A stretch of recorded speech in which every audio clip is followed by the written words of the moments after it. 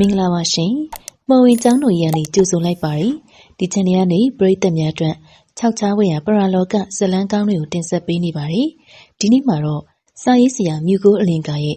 မင်းပုံးတောင်တန်တာကြီးဆိုတဲ့ဇလန်းလေးကိုတင်ဆက်ပေးသွားမှာပါ။ဇလန်းလေးမစတင်ခင်မှာတော့ကျမတို့ရဲ့ channel ကို like and subscribe လုပ်ပေးဖို့တောင်းဆိုချင်ပါတယ်။ကျေးဇူးတင်ပါတယ်ရှင်။ရိုးမတော်ကြီးကတိတ်ဆိတ်နေတယ်။ညိုမောင်စိတ်အေးနေတယ်။မြောက်ကကျိုးခွေတောင်းကအိုးဝေတမယာတောက်ကြီးရဟောက်ပြီးအဝေးစီကစမ်းချောင်းရေစီးတန်ညိမ့်ညိမ့်လေးကိုကြားနေရတယ်။ရိုးမတော်ရဲ့တာယာလှပတဲ့မြင်ကွင်းတွေအလိုလျောက်ထွက်ပေါ်နေတဲ့အတန်တွေကိုတောရင်းကိုမရောက်ဘူးသူတွေရှောင်းလာရင်တော့အလွန်ကြည်နူးတာယာခွင့်ရပဲ။ကျွန်ုပ်တို့လိုမုတ်ဆိုးတွေအတွက်ကတော့အဲ့ဒီအရာတွေကအမြဲတစေမြင်နေကြားနေရလို့အထူးတလဲစမ်းပြခြင်းမရှိတော့ဘူး။မိုးကုံပြီးစောင်းဝင်စာကာလမို့လို့တစ်တော်တွေကစိုးထိုင်းအေးမြနေတယ်။ကျွန်ုပ်နဲ့တာဝအမဲပြစ်ဖို့အတွက်တောတက်လာကြတယ်။ဝန်သေးကြီးကိုမြို့ကနေအမှားရှိလို့ဝန်အဓိကထားပြစ်မယ်လို့တွေးထားတယ်။ရွှာနေတောကိုဝင်ရလမ်းမှာလူနှစ်ယောက်လက်ဆက်ပြီးဖက်ရင်တော့မှမမီနိုင်တဲ့ဗန်ပွေးပင်တပင်ရှိတယ်။ဗန်ပွေးပင်အောက်ချီလူရင်ဘက်ခန့်လောက်အမြင့်မှာပင်စီမှာတွေ့ကပ်ပြီးတော့တစ်လုံးပြင်းပြများနဲ့ပြုတ်နှုတ်ထားတဲ့နှက်စင်တစင်ရှိတယ်။အမိုးကအင်ပတ်မိုးပြီးတော့ပြင်ကင်းပြင်ကနှက်စင်တစ်ခုကျွန်ုပ်ကပါလာတဲ့ချမ်းအရက်တစ်လုံးစေးပွန်လိတ်၃လိတ်ရမ်းမိကျစ်တစ်လုံးရိုးရံမဖြုတ်ရသေးတဲ့ကွန်းရက်ကိုထုံးတုပ်ပြီးတော့ကွန်းတီးစေးရွက်ကြီးအနီတော်ထည့်ထားတဲ့ကွန်း300ကိုနှက်စင်ပေါ်တင်လိုက်တယ်။ကျွန်ုပ်ရဲ့တနက်တောလိုက်တမြောင်ရှိကိုနှက်စင်အောက်မှာချလိုက်တယ်လို့တာဝကလေသူ့ရဲ့တမြောင်ရှိနဲ့ပေါက်သားလေးကိုကျွန်ုပ်လက်နက်တွေနဲ့ရောပြီးတော့စုပုံလိုက်တယ်။တောပိုင်တောင်ပိုင်အရှင်ကြီးကိုစားတော့ခွေရများနဲ့သားတပည့်များပူဇော်ပတာပါတယ်။သားတပည့်များအနေနဲ့အရှင်တောကိုဝင်ပြီးသားကောင်ပြစ်ခဲ့ရမှာအမှားယွင်းများပြုလုပ်မိရင်သားတပည့်တွေကိုဒေါသမထားဖို့တောင်းပန်ပါတယ်။သားတပည့်တွေကိုကြားရောက်မဲ့ဘေးအန္တရာယ်များကလည်းတောင်ပိုင်တောပိုင်အရှင်ကြီးများကူညီဆောင်ရှောက်ပေးဖို့တောင်းဆိုပါတယ်။တောဝင်မှုလက်မိုင်းတင်မြောက်ခြင်းရတော့ပြီးပြီကျွန်ုပ်တို့ဒေသမှာတောဝင်မဲ့မုတ်ဆိုးတွေကလက်နက်တွေကိုထုတ်ပြီးနှက်စင်ရှိမှာပြသရတဲ့ဒလိရှိတယ်။မိမိကိုကြိုးကြိုးနှရွက်ပဲ့လေးများပေးပါလို့တောင်းတကြတယ်။တိုက်ဆိုင်မှုလားတော့မဆိုနိုင်ဘူး။သားကောင်အကြီးအသေးသာဆိုရမယ်။သားကောင်တော့ရကြတယ်။ဘယ်သားကောင်ပြစ်ခတ်လို့တဲ့တောပိုင်တောင်ပိုင်များကူညီပေးပါလို့အကူအညီတောင်းတကြတယ်။အလွန်အန္တရာယ်များတဲ့တောင်းဆိုမှုပေါ့။အကယ်၍မိမိပြစ်ခတ်လို့တယ်လို့တောင်းဆိုထားတာဆက်ဖြစ်လို့ဂျေကိုအလွယ်တကူတွေ့ပြီးပြစ်လိုက်မိရင်တော့တော်စီပေါက်ပါလေရောတော်စီပေါက်ရင်ကြုံရတဲ့အဖြစ်အပျက်တွေကအလွန်ကြောက်စရာကောင်းနေလွန်ခဲ့တဲ့3နှစ်လောက်ကတော်စီပေါက်သွားတဲ့မုတ်ဆိုးတတရဲ့အဖြစ်အပျက်ဇလန်းတစ်ခုကအလွန်ကြောက်စရာကောင်းနေကျွန်ုပ်တို့ရွာနဲ့ခက်လန်းလန်းတပြေချောင်းလို့ခေါ်တဲ့ရွာကိုမြို့ကအပြိုတန်းအမဲလိုက်မဲ့လူ3ယောက်ရောက်လာပြီးတော့ရွာကန်မုတ်ဆိုးအောင်မှုတော်ရင်လမ်းပြအဖြစ်ခေါ်သွားကြတယ်ဝင်းလှိုင်းနေကျော်ဇော်မြင့်အမည်ရတဲ့အသက်30ကျော်လူ3ယောက်ကတနက်ကိုစီနဲ့အမဲလိုက်ဖို့ရောက်လာကြတယ်။သူတို့လူစုကပျော်ဝဲစွာထွက်လာတဲ့ပုံစံမျိုးတောတက်မဲ့အချိန်မှာအရက်ပလင်းတွေဖွင့်တောက်ပြီးတော့မူးနေကြတယ်။အောင်မိုးကတောတက်ဖို့သူတို့ရွာတောဆက်အနီးနှက်စင်မှာတောမြောက်နေတာကို3ယောက်သား1ယောက်မျက်နှာ1ယောက်ကြည့်ပြီးအောင်မိုးကိုမေးဆက်ပြပြီးတော့လောင်ပြုံးပြုံးကြတယ်။သူတို့3ယောက်ရဲ့စိတ်မှာတော့တောတက်ဖို့ပိုင်ရဆိုင်ရာကိုတင်မြောက်နေတာကိုအပူလုပ်တယ်လို့မြင်တယ်။အောင်မိုးကသူတို့တောတွင်လမ်းပြမလုံမှဆိုလိုတာပါဇက်ကနေထုတ်ပြီးလောင်ပြောင်ခြင်းမပြုတ်ကြပေမဲ့ကွယ်ရမှာတော့တီတူလောင်ပြောင်နေကြတယ်အလကအတိတ်ပဲမရှိရရင်လုံနေရအဲ့ဒီလိုတင်မြောက်ပူဆိုရင်တောကောင်ငါတို့ရှင်လာပို့ပေးမှာမို့လို့လားဟုတ်ပါကွာအပူရီသားကောင်တွင်ပြစ်လို့မှန်ရင်ရမယ်မမှန်ရင်မရအောင်တောသားတွေဆိုတော့လေကွာအယူသိနေကြတာပါသူတို့3ယောက်ကအောင်မိုးနောက်ကလိုက်ရင်ပါဇက်ကနေတွေ့ရတယ်ရှောက်ပြောနေကြတယ်အောင်မိုးကတောစည်းကမ်းတွေမှားထားပေမဲ့မလိုက်နာဘူးသွားလာရင်လူခါးလေခံအမြင့်ရှိတဲ့တစ်ပင်ငယ်တွေကိုခေါင်မချိုးမှကြားထားပြီးမြဲလေသွားလာရင်ချိုးကြတယ်အပေါ်လေးသွားလို့ရင်လေညီကျန်းတဲ့နေရာတွေရှိနိုင်တဲ့အတွက်ပန်းရဆိုင်ရာကိုခွင့်တောင်းပြီးမှသွားဖို့အပေါ်သွားရင်မတက်မသွားဖို့ပြောထားတာကိုမလိုက်နာပဲရှိကြတယ်တချင်းမဆိုရဘူးပြောတော့လေစိုးနေရကြောင်းအောင်မိုးကဆက်ပြီးတော့ဆိုရင်သူတောတွင်လမ်းပြမလုပ်တော့ဘူးဆိုတော့မှဆက်မဆိုတော့ကြောင်းဂရိပေးလာတယ်သူတို့လူစုကတောတွင်းဝင်လာရင်တောကတဖြည်းဖြည်းနှက်တက်နှက်လာတယ်။တောနှက်တဲ့နေရာကိုရောက်တော့ဆက်ကြီးတကောင်ကိုတွေ့တော့ဝိုင်းပစ်ကြတယ်။ဆက်ကြီးက3ယောက်သားရဲ့တနက်ပစ်ချက်ကြောင့်လဲကျသွားတယ်။ဝင်းလိုက်နေကြောဇုံမြင့်တို့ သူတို့သုံးဦးပွဲဥထွက်ပြစ်လိုက်တဲ့သားကောင်ကလဲကျသွားတာကြောင့်ဆက်ကြီးလဲကျတဲ့နေရာကိုအပြေးလာရောက်သွားကြတယ်။အဲ့ဒီအချိန်မှာပဲမမျော်လင့်တဲ့အဖြစ်အပျက်တစ်ခုဖြစ်လာတယ်။ဆက်ကြီးကသွေးအိုင်ထဲမှာလဲကျနေရနေစက်ကနေကုန်းထပြီးတော့ရှေ့ဆုံးကပြေးဝင်လာတဲ့စော်မြင့်ကိုခေါင်းနဲ့ဝင်ပြီးတိုးဝေးတော့တယ်။ဘလူတရေစီးနေတဲ့အလားခေါင်းနဲ့ဝင်ပြီးတိုးဝေးတယ်။ဆက်ရဲ့မျက်လုံးတွေကပြူးပြီးတော့ပါးစပ်ကလည်းရှာကြီးထွက်ပြီးတရည်ရီကျနေတယ်။တခြားသူတွေကရုတ်တရက်မှုကြောင်သွားတယ်။အဲ့ဒီအချိန်မှာပဲနေကျက်တယ်လို့ဖြစ်ပြီးတော့အလင်းရောင်ကွယ်ပြီးတစ်တောတွေကလေမတိုက်ပဲတဝဝတဝဝအတန်တွေကြားလိုက်ရတယ်။ဝင်းလိုက်တဲ့နေကျော်ကသူတို့ကင်ထားတဲ့တနက်နဲ့ဇော်မြင့်ကိုလိုက်ဝေနေတဲ့စက်ကြီးကိုပြစ်လိုက်တယ်။တနက်ထိမှန်ခံရတဲ့စက်တာကနေနာကျင်စော်အုပ်ဟစ်လိုက်တဲ့ဇော်မြင့်ရဲ့အတန်ကိုကြားလိုက်တော့မှသူတို့ပြစ်ခတ်လိုက်တာစက်ကိုပြစ်ခတ်တာမဟုတ်ဘဲနဲ့သူတို့ရဲ့လူဇော်မြင့်ကိုပြစ်ခတ်လိုက်မှန်းထိတ်လန့်ကြောက်ရွံ့စွာသိလိုက်ရတော့တယ်။စက်ကြီးကတနက်တန်ရနဲ့ဇော်မြင့်သွေးရိုင်နဲ့လဲနေတဲ့အချိန်မှာတောနဲ့ထဲကိုပြေးဝင်သွားတော့တယ်။ဟဲ့လူတွေတောမှောက်နေပြီ။တနက်ကိုရမ်းမပစ်ကြနဲ့။အားလုံးစုနေကြ။မသေးချင်ဘူးဆိုရင်ကျုပ်စကားကိုနားထောင်ကြ။လူစုပြီးတော့နေရမယ်။ဒီနေရာကနေဘယ်မှမသွားကြနဲ့။ဝင်းလိုက်တဲ့နေကျော်ကကြောက်ရွံ့တုန်လှုပ်စွာရှိနေတဲ့အချိန်အောင်မိုးကတောချောက်နေပြီဆိုတာသိလိုက်ရတယ်။တည်နေတဲ့စက်ကြီးကိုလိပ်ပြာနဲ့ကြီးတကောင်နားနေတာကိုသူတွေ့လိုက်တယ်။လိပ်ပြာနဲ့ကြီးနားပြီးတော့တည်နေတဲ့စက်ကြီးကအသက်ဝင်ပြီးဇော်မြင့်ကိုလိုက်ဝှေ့တယ်လို့စက်ကိုလူလို့မြင်လူကိုဆက်လို့အမြင်မှားပြီးတော့မှားယွင်းပြစ်ခတ်လိုက်မိခြင်းဖြစ်တော့တယ်။ညနေဆောင်အချိန်မှာပဲတတော်လုံးမင်းမင်းမှောင်မှောင်ရှိနေတယ်လို့လေမတိုက်ဘဲနဲ့တစ်တောကတဝဝတဝဝညီတန်ပြုတ်နေတဲ့အခြေအနေကတောမှောက်တဲ့အခြေအနေဖြစ်ကြောင်းအောင်မိုးသိလိုက်တယ်။ဟင်ဇော်မြင့်ဟဲ့ကောင်ဇော်မြင့်ဘယ်သွားမလို့လဲဟဲ့လူတွေအဲ့ဒါခမရတို့တငယ်ချင်းမဟုတ်တော့ဘူးတနက်နဲ့နှစ်ချက်ပြစ်ထားတာသူကဘလို့ထပြီးသွားနိုင်ပါလဲအခုကအပမိနေပြီမသေးချင်းဒီမှာပဲနေကြသွေးရိုင်တွင်လဲကျနေတဲ့ဇော်မြင့်ကရုတ်တရက်ထလာပြီးပြူးကြောင်ကြောင်မျက်လုံးတွေနဲ့တခြားသူတွေကိုကြည့်ပြီးတော့တောအတွင်းဝင်သွားလို့ဝင်းလိုက်တဲ့နေကျော်ကဇော်မြင့်ကိုခေါ်ပြီးနောက်ကလိုက်မလို့လုံနေရကြောင်းအောင်မိုးကလီတန်မမနဲ့တားပြီးတောမှောက်နေတဲ့အကြောင်းပြောပြလာတယ်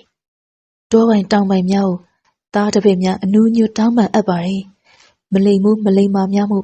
တောပိုင်တောင်ပိုင်များစိတ်ဆိုးဒေါသဖြစ်အောင်ပြုမိပါတယ်ငဲ့ညာထောက်ထားသောအဖြစ်သားတစ်ပည့်များကိုပိုင်နေရာတစ်ခုပေးစီလိုပါတယ်သားတစ်ပည့်များကိုပေးထားတဲ့နေရာကိုတခြားသူများကိုဝင်ခွင့်မပေးဘဲတားဆီးပေးဖို့တောင်းပန်အပ်ပါတယ်မြောက်ငူပင်နဲ့ဇင်ပြုံးပင်ချအကွာဝေးကအရှိအရရဲ့ပထမစီဇင်ပြုံးပင်နဲ့တောတရက်ပင်ချအကွာဝေးတောင်အရက်ဤဒုတိယစီမြောက်ငူပင်နဲ့ရင်ခက်ပင်ချအကွာဝေးမြောက်အရက်ဤတတိယစီရင်ခက်ပင်နဲ့တောတရက်ပင်ချအကွာဝေးမှာအနောက်အရက်ဤစတုထစီဟုသတ်မှတ်ပါသည်အောင်မိုးကတောပိုင်တောင်ပိုင်တွေကိုတောင်းပန်ပြီးသူတို့ရောက်နေတဲ့နေရာကနေတစ်ပင်တွေကိုအမှတ်သားပြုပြီးတော့အရက်လေးမျက်နှာကိုစီးချလိုက်တယ်ဝင်းလိုက်တဲ့နေကြောင်နဲ့စီးအတွင်းကနေအပြင်ကိုမထွက်ဘူးမှားကြတယ်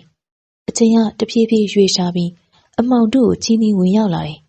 ဝင်းလိုက်တဲ့နေကြောယူကျုံမရဖြစ်နေကြရတူတယ်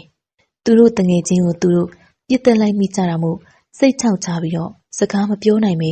တွေ့တွေ့ငင်းငင်းရှိနေကြတယ်ဝင်းလိုက်ဘလို့လုပ်ကြမလဲ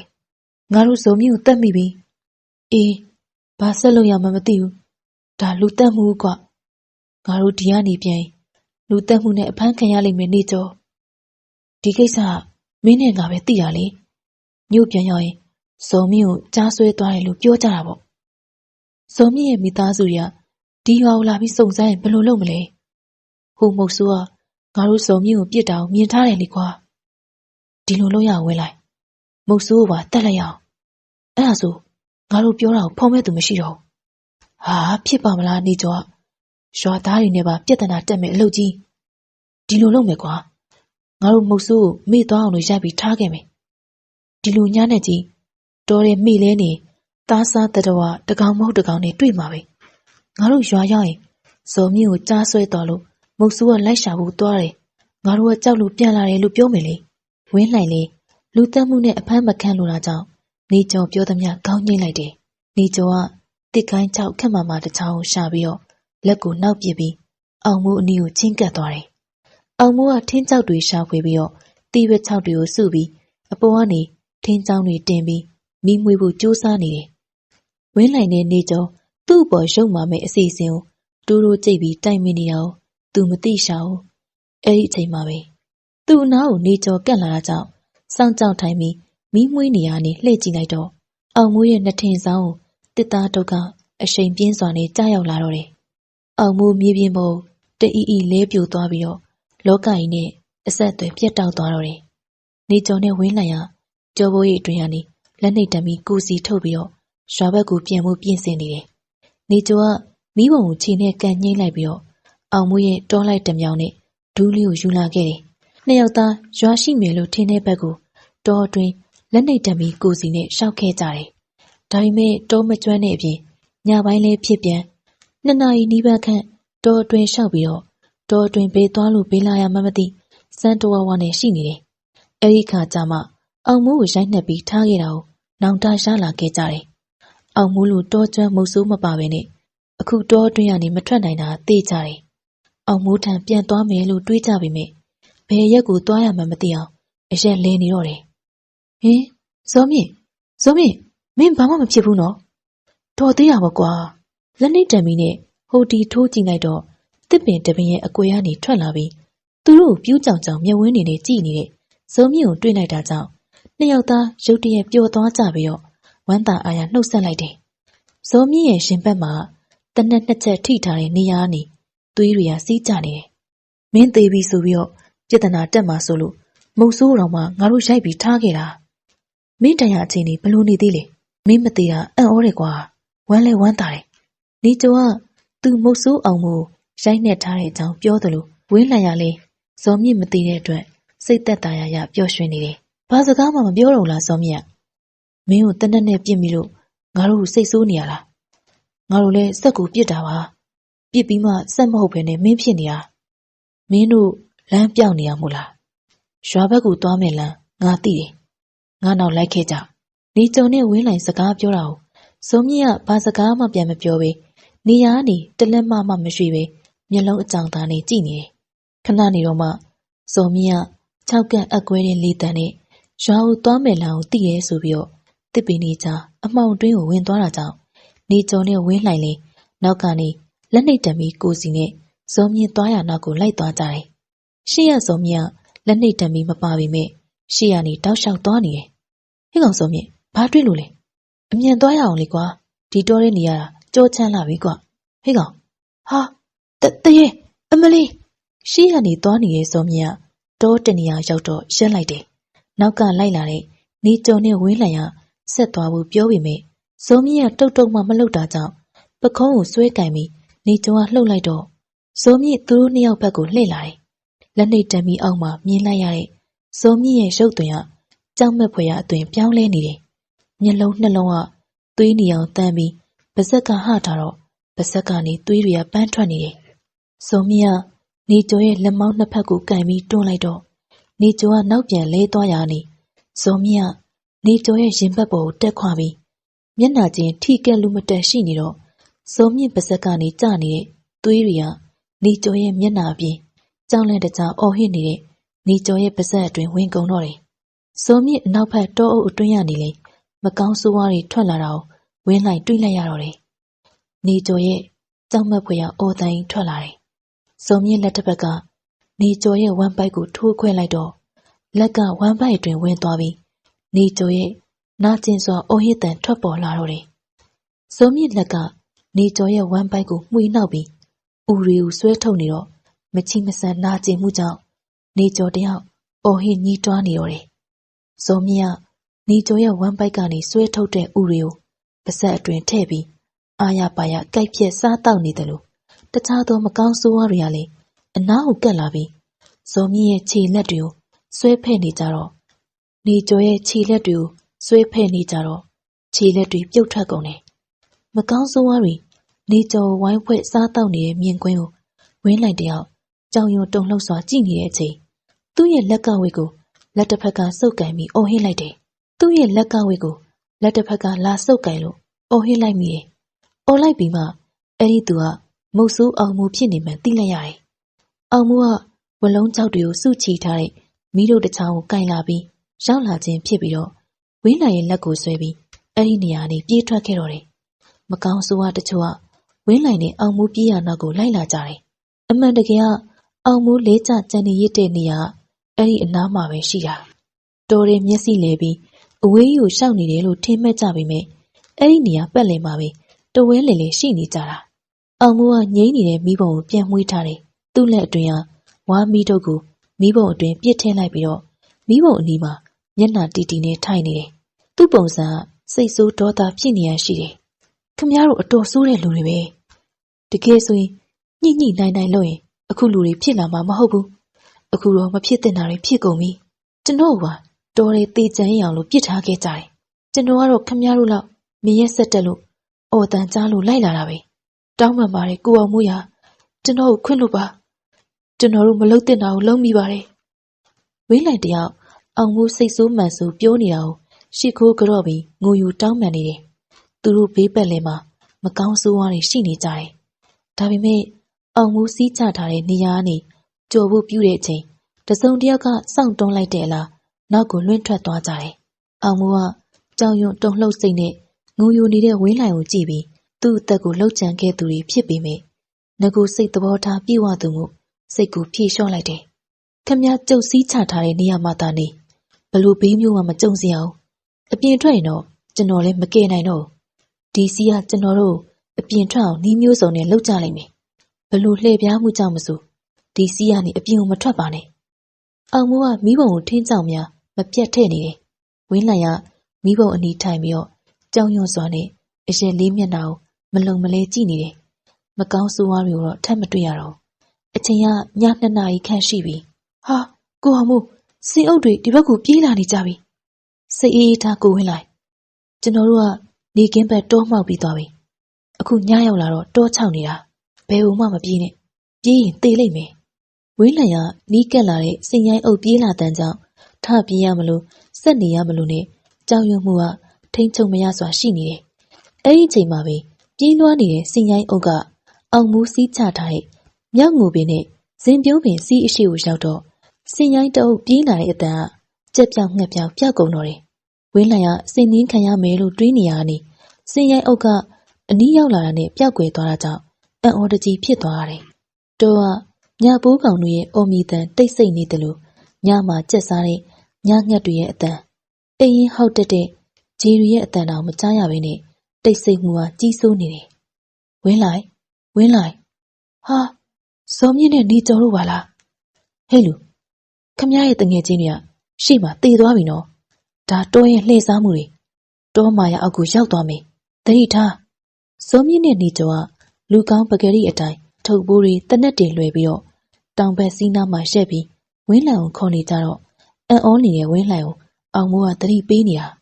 ဝင်းလိုင်လာလီကွာပြန်ရအောင်အဲ့ဒီမုတ်ဆိုးကမင်းကိုတတ်ဖို့ကြံစီထားတာကွာအခွင့်မသာသေးလို့မင်းကိုမတတ်သေးတာဇော်မြင့်ကအဲ့ဒီလိုမျိုးလှမ်းပြောလာတယ်ဟေ့ကောင်တွေမင်းတို့ငါမျက်စိရှိမှာပဲတေသွားကြပြီမင်းတို့ကမကောင်းဆိုးဝါးတွေမဟုတ်ဘူးဝင်းလိုက်မင်းတောလှည့်စားမှုကြောင့်တကယ်မဟုတ်တာတွေကိုအဟုတ်လူမြင်နေတာငါတို့မသိဘူးကွလာပါငါတို့အပြန်လန်းကိုတွေ့ထားပြီပြန်ကြမယ်နေကျော်ကသူတို့မသိကြောင်းဝင်းလိုက်တောလှည့်စားမှုခံနေရကြောင်းဝိုင်းပြောလာတယ်အောင်မိုးကဝင်းလိုက်ကိုကြည့်ပြီး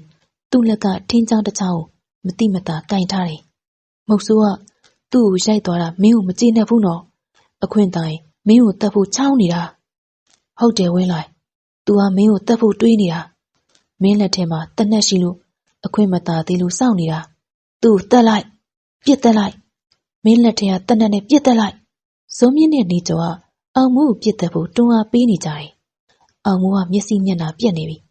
ဘာစကားမှဝင်းလိုက်အောင်မဆိုပေမဲ့တောမာရရဲ့အောက်မှာဝင်းလိုက်ကျဆုံးသွားပြီးသူ့ကိုပြစ်တက်သွားမှာကိုစိုးရိမ်တော့ကရောက်နေတယ်ဝင်းလိုက်ကတနက်ကို2 ချက်ဆင်ပြီးပြစ်လိုက်တယ်ဝင်းလိုက်ပြစ်လိုက်တာ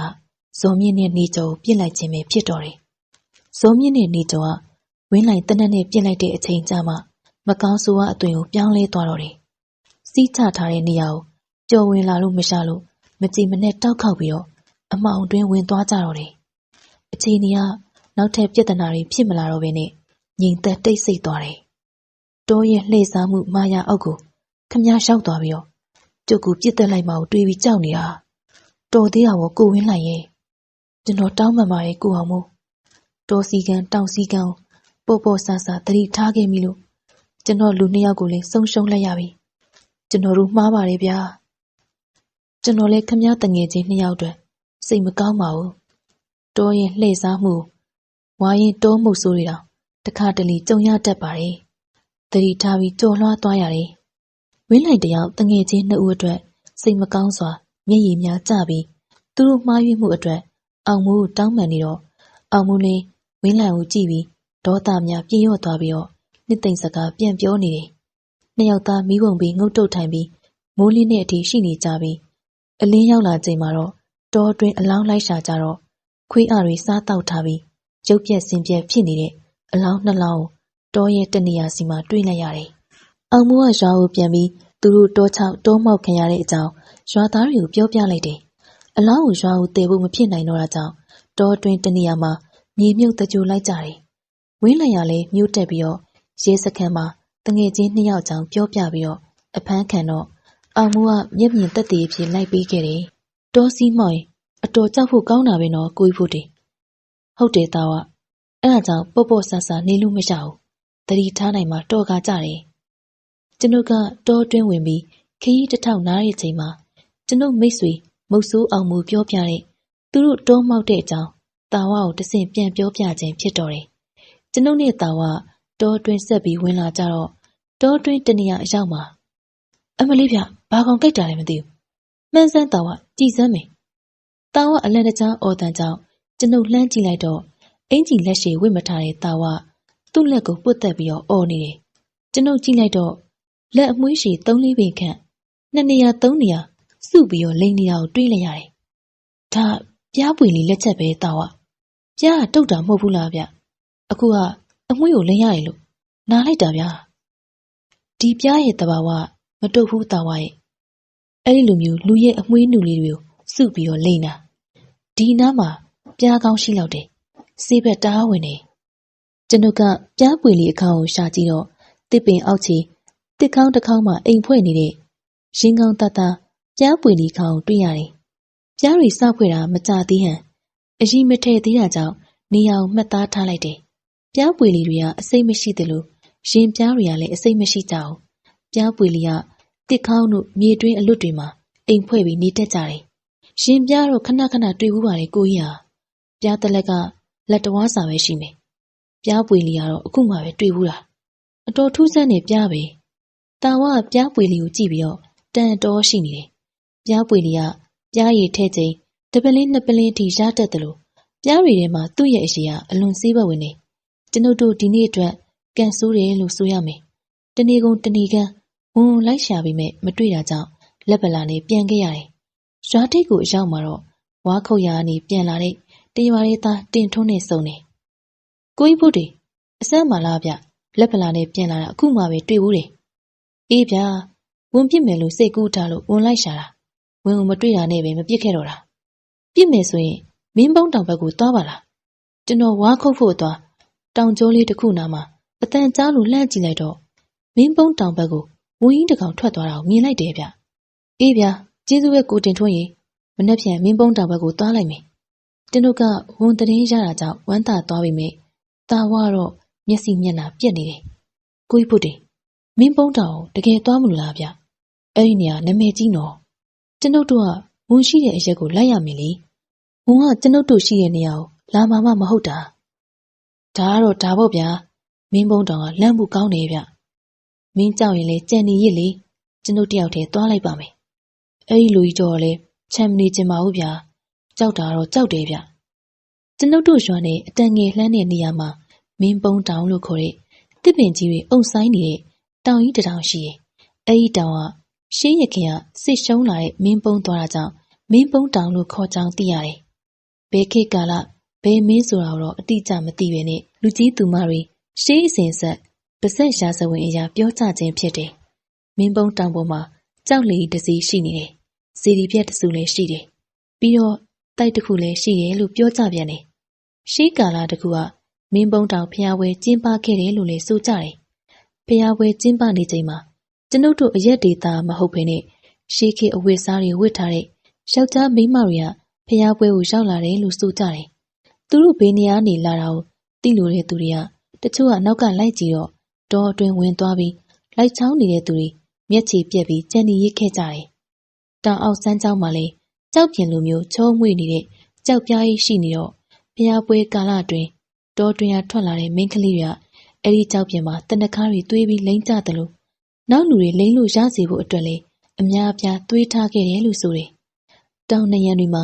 ရှေးရကူပေါင်းတစ်ကောက်ရှိရဲလို့ဆိုတယ်။ရွှေငွေလက်ဝတ်လက်စားတွေငှားရမ်းလိုသူတွေကအဲ့ဒီကူရှိမှရက်ပြီးငှားရမ်းလို့ရကြောင်းပြောကြတယ်။အဲ့ဒီလိုငှားရမ်းလာတဲ့ပစ္စည်းတွေကိုမိမိတို့အသုံးပြုပြီးစည်ရင်အတီးကြပြန်အပ်ရတယ်။တခုတလေအောင်ခြံထားလို့မရဘူး။အကယ်၍ခြံထားရင်ပစ္စည်းလာမပူမချင်းခြောက်လန့်ခြင်းခံကြရတယ်။ကျွန်ုပ်ရဲ့အဖိုးဖြစ်သူပြောပြတဲ့အ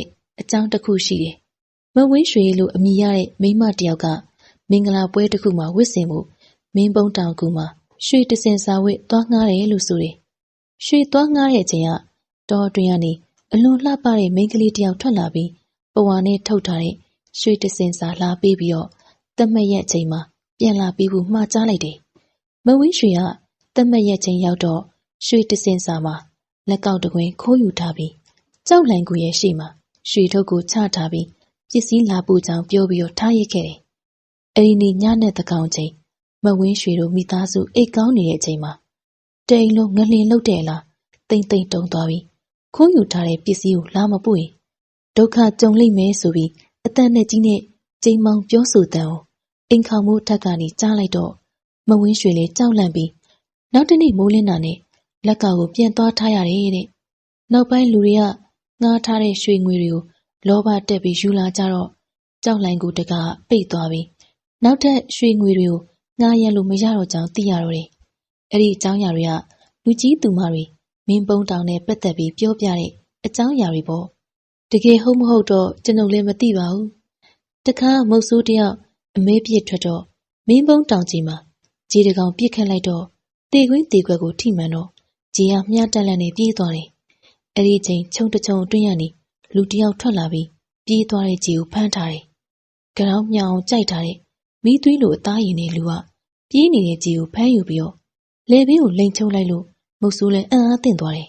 ။ဒီခြေကိုငါဖမ်းပေးရဆိုတော့ငါလည်းတဝက်ပိုင်သွားပြီ။ငါ့ကိုလည်းတဝက်ပေးရမယ်။တော်စီကန်းအရာစိုက်မာတယ်။ကျုပ်တို့တယောက်တဝက်ယူကြတာပေါ့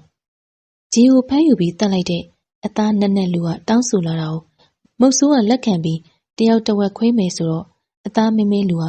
ကြည်နဲ့စွာပြုံးလိုက်ရင်လက်ပလာနဲ့ပေါင်တစ်ချောင်းကိုဆွဲဖြုတ်ရင်မုတ်ဆိုးထံကိုခြေပေါင်တစ်ချောင်းပေးပြီးတော့သူကပေါင်တစ်ချောင်းကင်ပြီးမထင်မှတ်တဲ့အလုပ်ကိုပြုလုပ်လိုက်တယ်။အဲ့ဒါတော့တခြားမဟုတ်ဘူး။ခြေပေါင်ကိုအစိမ်းလိုက်ကြိုက်ဖဲ့စားလိုက်တာကြောင့်မုတ်ဆိုးကကြောက်လက်တကြားဖြစ်နေတော့နေရာမှာပဲကြက်သေးသေးပြီးခြေသားစားနေတဲ့လူကိုကြောင်ကြည့်နေမိတယ်။ငါရမယ့်တဝက်ကိုပဲငါစားသွားတယ်နော်။ကြံတဲ့တဝက်မင်းအပိုင်ပဲ။အဲ့ဒီလူကခြေတကောင်လုံးကိုတချမ်းကုန်အောင်ခဏအတွင်းစားတောက်ပြီးတော့အဲ့ဒီနေရာကနေထွက်သွားတော့မုတ်ဆိုးကအဲ့ဒီချိန်ကျမှကြံနေတဲ့အသားကိုတော့မယူတော့ဘဲနဲ့နေရာကနေတချိုးတည်းပြေးတော့တယ်။တာဝကမင်းပုံးတောင်အကြောင်းတွေကိုစုံနေအောင်ကြားဘူးတာကြောင့်ကြောက်လန့်နေခြင်းဖြစ်တယ်။ကျွန်ုပ်ကထိတ်လန့်စရာတွေ့ရင်ထိတ်လန့်တာမှန်နေ။ဒါပေမဲ့တွေးကြောက်နေမျိုးချင်းတော့မရှိဘူး။ကြောက်လန့်စရာနဲ့ထိတ်တိုက်ဆုံခြင်းကြမှထိတ်လန့်ခြင်းမျိုးအထူးတလေထိတ်လန့်ခြင်းတော့မရှိဘူး။မင်းပုံးတောင်နဲ့ကျွန်ုပ်တို့ရွာနေတဝက်နေပါခရီးရှိတော့ညအိမ်ညနေသွားမှအမဲလိုက်မဲ့အရေးအဆင်ပြေနိုင်တာမို့လို့လိုအပ်တဲ့အသုံးဆောင်တွေယူပြီးတာဝကမင်းပုံးတောင်ကြောင်းစုံနေအောင်ကြားဘူးထားတော့ကြောက်လန့်နေတယ်။ကျွန်ုပ်ကတော့ထိတ်လန့်စရာတွေ့ရင်ထိတ်လန့်တာမှန်တယ်။ဒါပေမဲ့တွေးကြောက်နေခြင်းမျိုးတော့မရှိဘူး။ကြောက်လန့်စရာနဲ့ထိတ်တိုက်ဆုံမှထိတ်လန့်ခြင်းမျိုးရှိတာ။အထူးတလေထိတ်လန့်ခြင်းတော့မရှိပါဘူး။မင်းပုံးတောင်နဲ့ကျွန်ုပ်တို့ရွာနေတဝက်နေပါခရီးရှိတာကြောင့်ညအိမ်ညနေသွားမှအမဲလိုက်မဲ့အရေးအဆင်ပြေနိုင်တာမို့လို့လိုအပ်တဲ့အသုံးဆောင်တွေကိုယူပြီးတာဝနဲ့မင်းပုံးတောင်မနဲ့စောစောထပြီးတော့ထွက်လာခဲ့ကြတယ်။ကိုကြီးဖို့တွေဝန်တွေကပြားရည်လေတားကြိုက်တယ်ဆိုတည်တည်တင်းမြစ်ကတော့သူတို့ရဲ့အဓိကအစားဆိုပေမဲ့ပြားလဲဖွတ်တက်ကြတယ်ကွ။အဓိကတစ်ခေါင်းပြားတွေကိုဖွတ်စားတာ။သူတို့အမွှေးမြင်တွေကထူတော့ပြားမတိုးနိုင်ဘူးလေ။ပြီးတော့တစ်ခိုင်းတွေမှာအုံတယ်ပြီးတော့နေတဲ့ပြားတွေကိုသိမ့်ငှက်မျိုးနဲ့မှပါတဲ့ဒေါင်းရံငှက်ဆိုတဲ့ငှက်ကလည်းဖွတ်စားတတ်တယ်။အဆက်မှလာကိုကြီးကငှက်ကလည်းပြားဖွတ်တယ်ဆိုတော့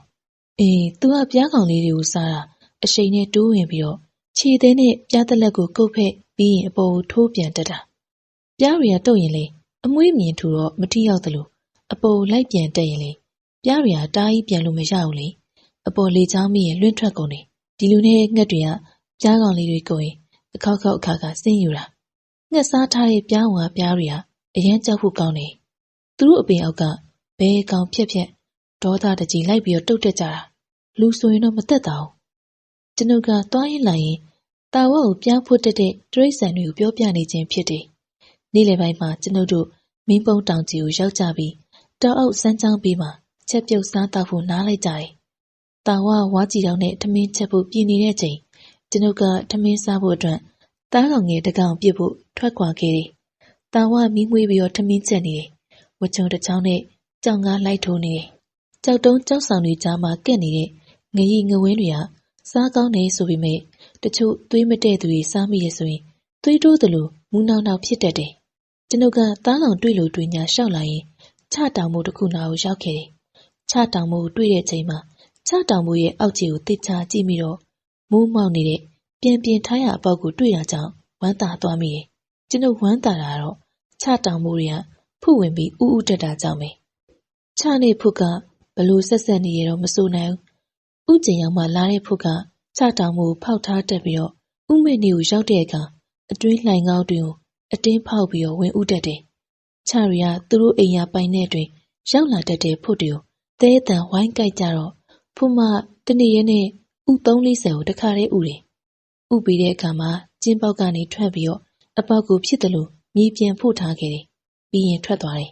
ကြံခဲ့တဲ့ချကောင်တွေကဖုမကြီးထွက်သွားတဲ့ချိန်မှာအလုံများတော့တယ်ဖုဥတွေကတလုံးနဲ့တလုံးထိကက်မနေစေဖို့မြေကြီးတွေနဲ့ကက်လန့်တွေကာပြီးဖုဥတွေကိုထားပေးတယ်လို့ဖုမထွက်သွားရဝင်ပေါက်တွေကိုပြန်ပိတ်ကြတယ်ဖုဥတွေကိုဖုမကြီးကိုစားချတွေကစောင့်ရှောက်ပေးထားကြတာဖုမတွေကနေ့စဉ်သူ့ဥနေကြချတောင်မို့လာပြီးဥတက်တာကြောင့်ဖုဥရဲ့ချတောင်မို့တွေတွေ့တဲ့သူကတော့နောက်နှစ်တွေမှာလေဖုဥကိုစောင့်ယူနိုင်တယ်ကျွန်ုပ်ကချတောင်မို့တူးကြည့်တော့အကန့်တွေနဲ့ဖုဥတွေကိုတွေ့ရတယ်အားလုံးဥပေါင်းက32လုံးရတာမို့လို့အပေါ်အင်ကြီးကိုချွတ်ပြီးဖုဥထည့်ပြီးတောင်ဝရှိအောင်ပြန်လာတဲ့အချိန်တောင်ဝထမင်းချက်ပြီးတော့ကြောင်ငါးနှစ်ကောင်မိခင်နေတယ်ဘာဥတွေလဲကိုကြီးဖို့ဒီအများကြီးပါလားဖုဥတွေတောင်ဝရေတဝက်ပြုတ်ကွာတဝက်ကိုတော့ညစာအတွက်ထားအဝါစားရအောင်ဖုဥကတချင်းနဲ့ဘလောက်အများကြီးဥကြလဲကိုကြီး20-30ပေါ့တချို့ကန်ကောင်းတဲ့သူဆိုရင်တော့ကျင်းထက်တာရကြတယ်ဘလို့ကျင်းထက်တာလဲကိုကြီးကတချင်းနဲ့2ကောင်ဥတာမျိုးပေါ့ဖုမတန်းမတွေကချတောင်မှုမရှာတတ်သေးတော့ဖုတီကိုချတောင်မှုကျင်းရှာခိုင်းတယ်ဖုတီကအလွယ်တွေ့တဲ့ချတောင်မှုကျင်းကိုပြလိုက်တော့တချင်းနဲ့ဖု2ကောင်ဥလိုဖြစ်သွားတာပေါ့ဖုသားကတော့စားဘူးလေဗျဖုဥကတော့အခုမှပဲစားဘူးတော့မယ်ဖုဥတဲ့ချတောင်မှုမှာချမင်းမသေးမချင်းဖုမနှစ်စင်လာဥတော့နှစ်တိုင်းဖုဥကိုယူယုံမင်းနောက်ကြနှစ်တိုင်းစားရပြီဝကွာဥပေါ်ကိုဘယင်ကဖုဥနဲ့ပညာစမ်းမှုတယ်ဒီနေ့ဘယင်ကမေးတယ်ပေါ်ဥထဲမှာဘဲဥအကောင်းဆုံးလေဒီတော့ဥပေါ်ကဖုဥပါဗျာလို့မဆိုင်မတွဖြေတယ်နောက်ထပ်ဘယင်ကဆက်မမေးတော့ဒီလိုနဲ့အချိန်တွေကြာတော့ဥပေါ်ကိုမေးလောက်ပြီးထင်တဲ့အချိန်ကိုပြန်မေးတယ်သူ့ကြည့်ပင်လားစားနေပါဖေဆိုတော့ဘယင်ကဥပေါ်မမေးမလျော့ညံကောင်းတာကိုသဘောကျသွားတယ်ကျွန်ုပ်တို့2ယောက်စကားတပြောပြောနဲ့ဖုဥပြုတ်နေရမကြမီကြက်သွားတယ်ငရုတ်သီးတောင်းကြည်အောင်မိဖို့ငါးကင်ဖုဥတို့နဲ့ကျွန်ုပ်တို့2ယောက်စကားတပြောပြောနဲ့ဖုဥပြုတ်နေရနေမကြမီကြက်သွားတယ်အဲဒီလိုနဲ့ကျွန်ုပ်တို့နေ့လည်စာစားလိုက်ကြတယ်ကျွန်ုပ်တို့နေ့လည်စာစားပြီးရဲ့ချိန်အရေးကောင်းကောင်းရှာတဲ့တစ်ပင်အောက်မှာခဏတပြုတ်မိဆက်အနားယူကြတယ်ကျွန်ုပ်နိုးလာတဲ့အချိန်မှာပဝင်းကျင်အခြေအနေကိုလေ့လာလိုတာကြောင့်တယောက်တည်းမင်းပုံးတောင်ပေါ်ကိုတက်လာရင်ဝန်ချင်ရကောက်နေဝန်ချင်ရအစ်စ်မဟုတ်ဘဲနဲ့အဟောင်းတွေပဲတွေ့ရလို့တဖြည်းဖြည်းတောင်ပေါ်ထိရောက်ခဲ့တယ်တောင်ပေါ်မှာဆက်ပြီးတော့ခြေရလိုက်ရှာနေတော့ခြုံနွယ်တွေဖုံးလွှမ်းနေတဲ့ဇေဒီပြက်တစုကိုတွေ့ရတယ်ကျွန်ုပ်ကမနက်မှတစ်ခေါက်လာမယ်လို့တွေးရင်တောင်ပေါ်ကဆင်းလာဖို့ဟန်ပြင်းနေတဲ့အချိန်မှာထူးခြားမှုတစ်ခုတွေ့လိုက်ရတယ်အသက်18အရွယ်မိန်းကလေးတစ်ယောက်နဲ့အသက်60အရွယ်လူကြီးတစ်ယောက်တစ်ပင်ကြားကနေထွက်လာတာကိုတွေ့လိုက်ရခြင်းပဲမုတ်ဆိုးထင်နေဒီနေရာသာသနာနယ်မြေနော်ဒီအနားမှာဘာကောင်တွေ့မပြစ်ပါနဲ့ဟုတ်ကဲ့ဒီစီရီပြည့်အနားပတ်ဝန်းကျင်မှာမပြစ်ပါဘူး တခြားနေရာမှာဆိုရင်တော့ကျွန်ုပ်အလုပ်ကိုကျွန်ုပ်လုပ်ရပါလိမ့်မယ်။ဦးလေးတို့ကဘေးရက်ကလာပြီးတော့ဘေးကိုသွားကြပါလေခင်ဗျ။ဦးနာမည်ကဒီပလို့ခေါ်တယ်။ဒါကတော့ဦးရဲ့သမီးတီတာတဲ့။ဒီနေရာနဲ့မနီးမဝေးအရက်ကဆိုပါတော့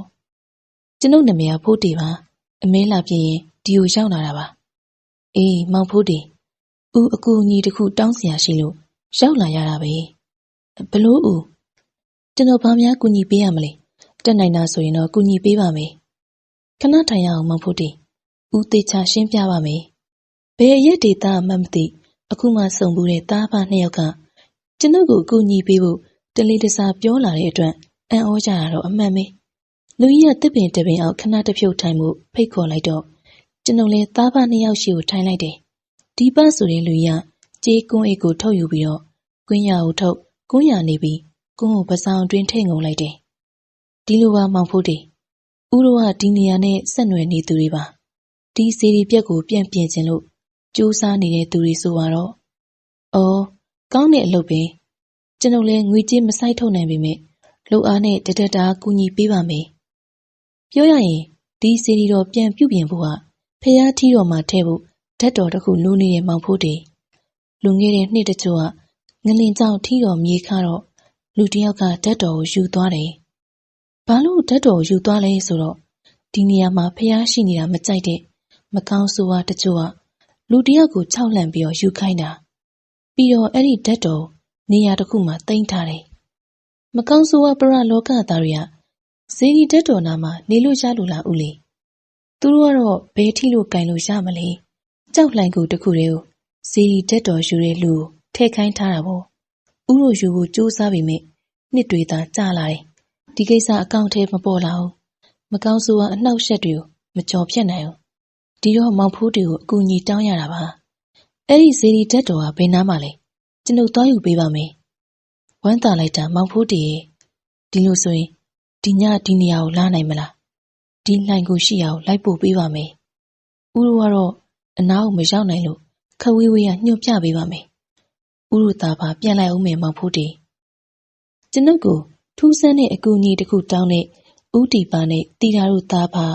တောတွင်ဝင်သွားကြတယ်။ကျွန်ုပ်ကတောင်အောက်ဆင်းလာပြီးအမျိုးမျိုးတွေးနေမိတယ်။ဦးတီပါတို့သားဖလူသားလားပရလောကသားတွေများလားကျွန်ုပ်ကိုလာပြောတဲ့ကိစ္စတွေကတကယ်အမှန်တရားတွေဟုတ်ရဲ့လားဆိုတာတွေးရကြက်စီတယ်။အကယ်၍ကျွန်ုပ်ကိုလိန်လေဖျားယောင်းခေါ်ပြီးတော့ဒုက္ခပေးကျင်တာကြောင့်လားမတွေးတတ်တော့အကယ်၍ဒီကိစ္စမှန်တကယ်ဆိုရင်တော့ကုသိုလ်အရေးမို့ကျွန်တော်ကူညီသင့်တယ်လို့တွေးမိတယ်။ကျွန်တော်ညနေဆောင်ပြီးမို့စမ်းကြောင်းမှာရေမိုးချိုးလိုက်တယ်။တာဝထမင်းချက်ပြုတ်ထားတာမို့ရေမိုးချိုးပြီးရဲ့ချိန်စားတောက်လိုက်ကြတယ်။တာဝရေငါတို့ဒီညကိစ္စတခုလုပ်စရာရှိလို့တနေရာကိုသွားရမယ်ကွာ။ဗျာညဘက်ကြီးဘေးကိုသွားမှလဲကိုကြီးဖို့တေကျွန်ုပ်ကဦးတီပါတို့သားဖားနဲ့တွေ့ပြီးအကူအညီလာတောင်းတဲ့ကိစ္စကိုပြောလိုက်တော့တာဝထိတ်လန့်ဟန်နဲ့ရှိနေတယ်။တော်ကြီးမြက်မဲတယ်ဘယ်မှမသိတဲ့သူတွေတောင်းတဲ့အကူအညီကိုပေးမလို့လားကိုကြီးကနောက်ပြီးသူတို့ကလူရောဟုတ်ပါမလားကျွန်တော်တို့တနေရာမြားခေါ်ပြီးတော့တက်ဖို့စီစဉ်တာလားမသိဘူးသူတို့ကိုယ်တိုင်ကြာသွားမိဝင်နဲ့ကူးယူသွားခိုင်းတာတိတ်ပြီးတော့တဘာမှမကြောက်တော့ကျွန်ုပ်လည်းတွေးကြည့်ပါလေတာဝရဲ့သူတို့လုံးလို့မရတဲ့ကိစ္စမျိုးမို့အကူအညီလာတောင်းတာလည်းဖြစ်တော့ပါတယ်တကယ်လို့ဖျားတည်နိုင်ကျွန်ုပ်နဲ့မင်းလေးကုသိုလ်ရမယ်ကိစ္စပဲလေ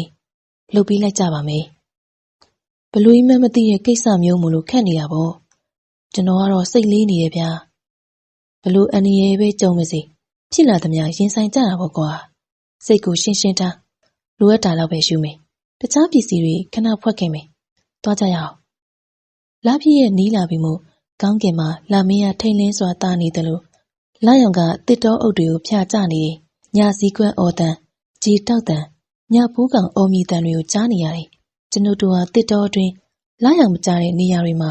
လက်နှိပ်တမီကိုစီနဲ့တောင်ပေါ်တက်ခဲ့ကြတယ်တာဝါမျက်နှာပြက်နေတယ်အခုကိစ္စကိုသူ့သဘောကျနှစ်သက်ဟန်ရှိဖို့မရဘူးကျွန်ုပ်တို့တောင်ပေါ်ရောက်တော့ညနေဆောင်ကဦးတီပါတို့သားဖားနဲ့စုံတဲ့နေရာကိုရှောက်လာခဲ့တယ်ဦးတီပါတို့သားဖားကြိုတင်ရောက်နေကြတယ်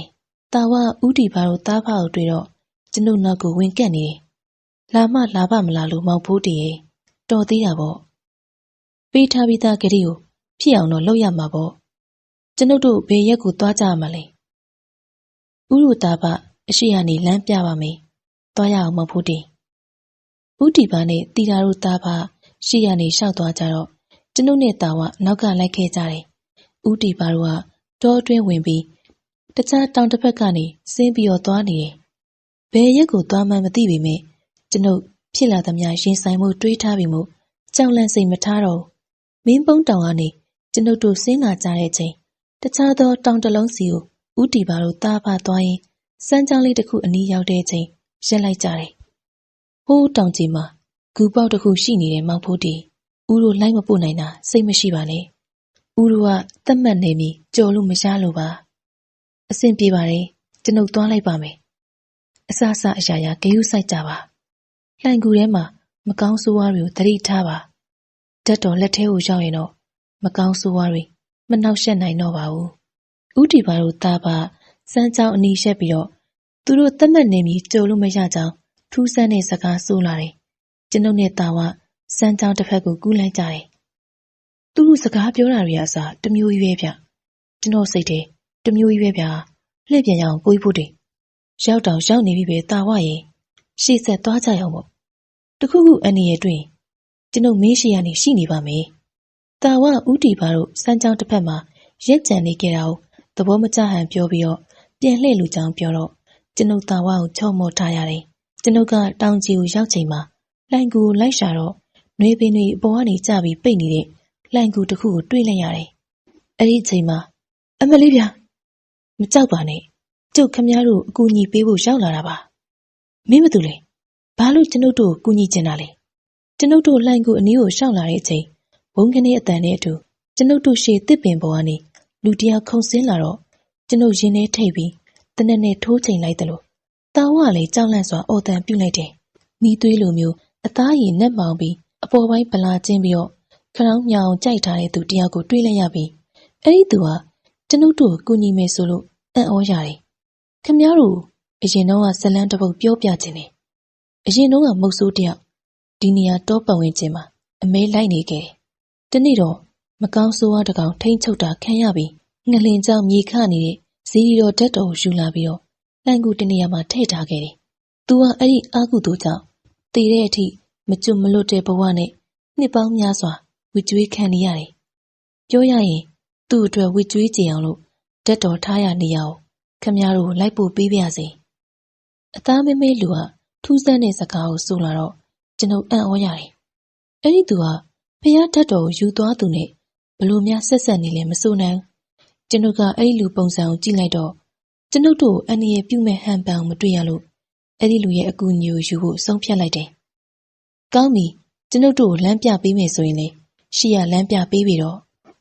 အသားမဲမဲလူကကျွန်ုပ်စကားကြောင့်အသားရည်နဲ့ဆန့်ကျင်ဘက်ဖြူဖွေးနေတဲ့သွားတွေကိုပေါ်အောင်ပြုံးလိုက်တော့လာရောင်အောက်မှာသွားတွေကဖွေးလက်သွားတယ်။အဲဒီနောက်လှိုင်ကူအတွင်းကိုလက်နှိပ်တမ်းပြီးမပါပဲရှီရနေဝင်သွားတော့ကျွန်ုပ်ကလှိုင်ကူအတွင်းဝင်ဖို့တာဝါကိုအချက်ပြလိုက်ပြီးကျွန်ုပ်ကအဲ့ဒီလူနောက်ကနေလိုက်ပြီးတော့ဝင်လိုက်တော့တယ်။လှိုင်ကူအတွင်းပိုင်းကမဲမှောင်ပြီးတော့လင်းတို့ချီတွေဂူကျမ်းပြင်မှာစုပုံနေတယ်။မီးရောင်ကြောင့်လင်းတို့ငှက်တွေလန့်ပြန်ကုန်တယ်။လှိုင်ကူကလူတယောက်ကောင်းကောင်းရှောက်ပြီးဝင်လို့ရတယ်လို့အမိုးက12တောင်ခန့်မြင့်နေ။ဂူလန်းတစ်လျှောက်ပိုးမြင်တွေကတန်းနေတယ်။အသားမဲမဲလူကရှေ့ကိုရှောက်သွားနေတော့ကျွန်ုပ်တို့ကလည်းနောက်ကနေလိုက်ခဲ့တယ်။ကျွန်ုပ်တို့လှိုင်ကူအတွင်း10မိနစ်ခန့်ဝင်လာပြီးရဲ့ချိန်လှိုင်ကူခမ်းမတနေရာကိုရောက်လာတယ်။အဲ့ဒီနေရာမှာတောင်ပေါ်အထိပေါ်နေတဲ့စကောခန့်အရွယ်အပေါက်တစ်ပေါက်ရှိတယ်။အဲ့ဒီအပေါက်တစ်မှာကြောက်ကလက်တစ်ခုရှိနေပြီးတမယာသည့်အရွယ်အစားခန့်ရှိမှဖြစ်တဲ့အနီရောင်တောက်တောက်အလုံးတစ်လုံးကြောက်ကလက်ပေါ်တင်ထားတယ်။အနီရောင်တွေဖြာထွက်နေတယ်။အသားမဲမဲလူကကြောက်ကလက်ကိုလက်ညှိုးညွှန်ပြတယ်။အဲ့ဒါစီရီတော်ကတက်လုံးပဲအမြန်သွားယူလိုက်။ပြီးရင်ဒီနေရာကနေအမြန်ပြေးကြ။တက်လုံးကိုယူတာနဲ့မကောင်းဆိုးဝါးတွေအသက်ဝင်လာလိမ့်မယ်။အသားမဲမဲလူပြောတဲ့စကားကြောင့်ကျွန်ုပ်တက်လုံးရှိရာကိုသွားပြီးကြောက်ကလက်ပေါ်ကနေအနီရောင်တက်လုံးကိုယူလိုက်တယ်။ရော့တာဝဒီတက်လုံးကိုယူပြီးတိမ့်တာမင်းအတွက်လိုအပ်တယ်။ဟာကိုကြီးဖို့တယ်တာဝပြီးတော့ဒီကနေအမြန်ထွက်ကျွန်ုပ်ကတက်လုံးလက်မှာရှိရင်အနီရဲ့ကင်းတယ်ဆိုတဲ့စကားကြောင့်တာဝလက်တွင်ဇီရီတက်တော်ကိုပေးလိုက်တော့တာဝသူ့ရဲ့အပေါ်အင်ကြီးအိမ်မှာတေချာသိမ့်စီနေတယ်။အဲ့ဒီအချိန် ဂူအခန်းတောင်အမောင်တွင်းကနေလက်နှစ်ဖက်ထွက်လာပြီးကျွန်ုပ်ရဲ့လက်မောင်းနှစ်ဖက်ကိုကင်ပြီးဆွဲယူသွားတော့ကျွန်ုပ်အနောက်ကိုပါသွားတယ်ကျွန်ုပ်တာဝါကိုစိုးရင်ပြီးကိုလိုယုံပြေးခိုင်းတော့တာဝါပြေးရမလို့ဆက်နေရမလို့နဲ့ကြောင်တောင်တောင်ဖြစ်နေတယ်အနက်ရောင်မကောင်းဆိုးဝါးတစ်ကောင်ကကျွန်ုပ်ကိုလေးပေါ်ကိုမြောက်ကင်ပြီးရှည်လျားတဲ့ရှာအရှိနဲ့ကျွန်ုပ်လေပင်ကိုရစ်ပတ်လိုက်တယ်မကောင်းဆိုးဝါး12တောင်ခန့်အမြင့်ရှိပြီးရှာအရှိကြီးကကျန်းထော်စွာနဲ့ကျွန်ုပ်ရဲ့လေပင်ကိုရစ်ပတ်ထားတယ်ကျွန်ုပ်ရဲ့လေပင်ကို3-4ဘက်ပတ်ထားတဲ့ရှာအရှိကြီးကြောင့်အသက်ရှူမုန်းကျက်ပြီးမျက်လုံးပြူမျက်စံပြူဖြစ်နေတယ်အဲ့ဒီအချိန်မှာပဲနောက်ထပ်မကောင်းဆိုးဝါးကောင်တွေကဂူပွေးပက်လေနေရန်ကနေထွက်လာကြပြီးကျွန်ုပ်နဲ့တာဝါကိုဝိုင်းပက်ပြီးတော့တဖြည်းဖြည်းချင်းကပ်လာကြတယ်အခုတာဝါလည်းပြေးလို့မရတော့ဘူးအခန်းအတွင်းပိတ်မိသွားပြီ